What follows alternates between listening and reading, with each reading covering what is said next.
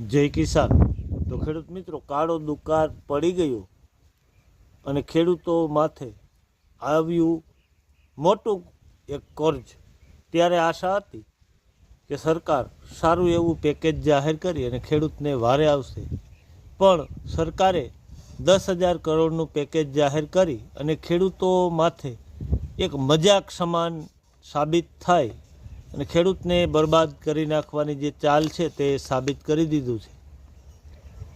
અને જે વાતો થતી હતી, જે મિટિંગો થતી હતી, તેમાંથી ખેડૂતોને આશા બંધાણી હતી કે અપક્ષ મજબૂત દેખાય અને સરકાર દબાણમાં આવે અને ખેડૂતો જે સરકારનો બહિષ્કાર કરી રહી હતી, તો સત્તા જવાની જે બીક હોય તેનાથી સરકાર બીવે અને ખેડૂતોનું દેવું માફ કરે।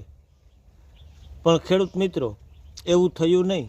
ઉદ્યોગોના બહુ મોટા મોટા કર્જ અને દેવા માફ કરી અને ખેડૂતો માથે કર્યો છે એક મોટો અન્યાય।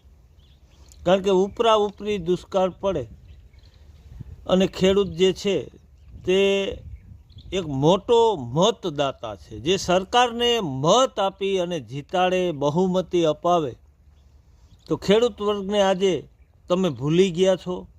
તો ખેડૂત મિત્રો, હવે યાદ આપણે રાખવાનું છે કે સરકાર બદલવાનો સમય આવી ગયો છે। સાથે મળી આનો ત્યાગ કરી અને આજથી હું અન્ન જળનો ત્યાગ કરીશ અને ખેડૂત માથે આ થતો અત્યાચાર, અન્યાય સામે ન્યાયની માંગ કરીશ।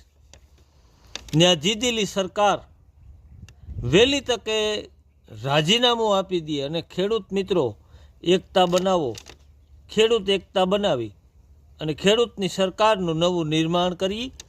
જય હિન્દ, જય કિસાન।